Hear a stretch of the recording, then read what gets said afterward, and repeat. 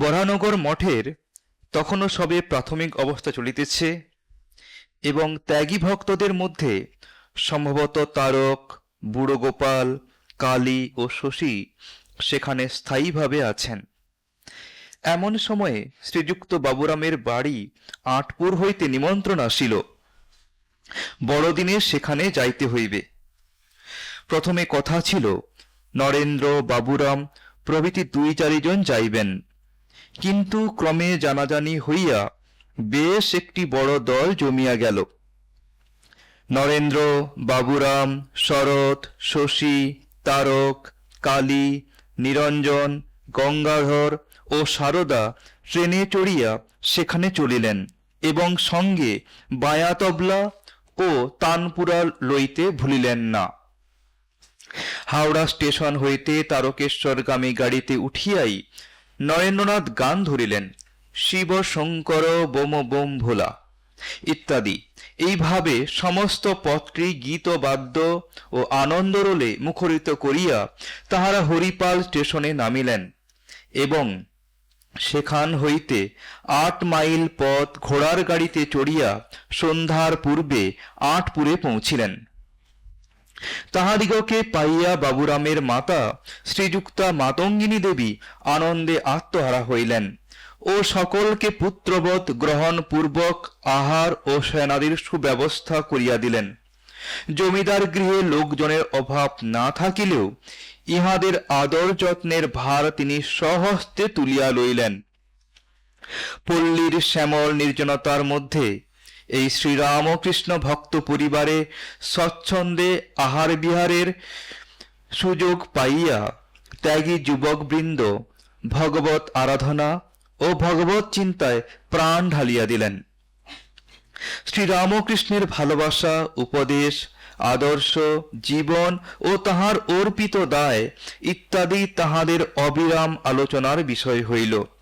আর সঙ্গে সঙ্গে শাস্ত্র ব্যাখ্যা, স্তবতুতি, ভজন সঙ্গীত, কীর্তন ও জপধ্যান তো চলিতেই থাকিল। এইরূপ একটা জমাট ভাবের আকর্ষণে তাহারা নিজ নিজ পৃথক অস্তিত্ব হারাইয়া নরেন্দ্রনাথের পরিচালনায় এক অখণ্ড চৈতন্য সত্তায় পরিণত হইলেন।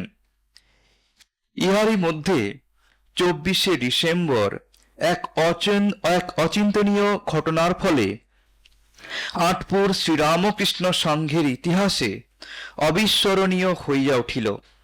সন্ধ্যার অনেক পরে বাহিরে ধুনি জ্বালিয়া নক্ষত্র খচিত উজ্জ্বল মুক্ত আকাশের নিম্নে ত্যাগী শ্রীরামকৃষ্ণ সন্তানবৃন্দ ধ্যানে নিমগ্ন হইলেন। ধ্যানান্তে তাহারা ঈশ্বর আলোচনায় রত আছেন। এমন সময় নরেন্দ্রনাথ ক্রমে যীশুখ্রিস্টের ত্যাগ, তপস্যাপুত অপূর্ব জীবন কথা প্রাণস্পর্শী ভাষায় আদ্যপ্রান্ত অনর্গল বলিয়া যাইতে লাগিলেন।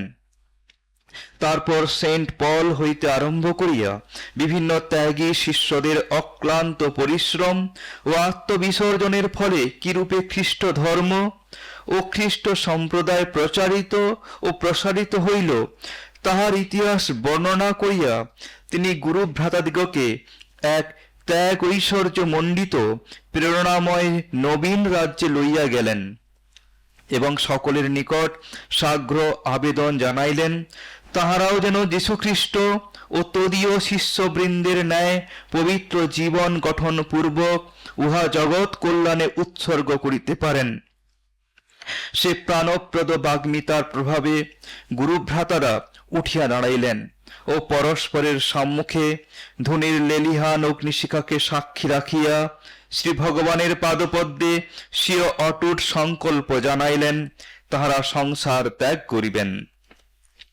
সম্মুখস্থ অগ্নিশিখা তাহাদের ভাবোজ্জ্বল বদন প্রতিফলিত হইয়া সে আবেগময় প্রতিজ্ঞাকে ভাস্বরতর করিল। সমস্ত বায়ুমণ্ডল যেন অপূর্ব ভগবত প্রেরণায় শিহরিয়া উঠিল, আর স্তব্ধ নয়ন বিস্ফারিত করিয়া সে অনুপম দৃশ্য প্রাণ ভরিয়া দেখিয়া লইল। পুনর্বার সাধারণ ভূমিতে তাহাদের মন নামিয়া আসিলে তাহারা ভাবিয়া আশ্চর্য হইলেন যে সে সন্ধ্যাটি ছিল যীশুখ্রিস্টের আবির্ভাবের প্রাক্ক্ষণ পরবর্তীকালে সংঘ গঠনে আটপুরের অবদানের কথা স্মরণপূর্বক পূজ্যপাদ স্বামী শিবানন্দ বলিয়াছিলেন, আটপুরেই তাহা আমাদের সংঘবদ্ধ হওয়ার সংকল্প দৃঢ় হল। ঠাকুর তো আমাদের সন্ন্যাসী করে দিয়েছিলেনই, ওই ভাব আরো পাকা হলো আটপুরে। এইভাবে আটপুরে এক সপ্তাহ কাটাইয়া তাহারা মঠে বা কলিকাতায় স্বস্থানে ফিরিলেন।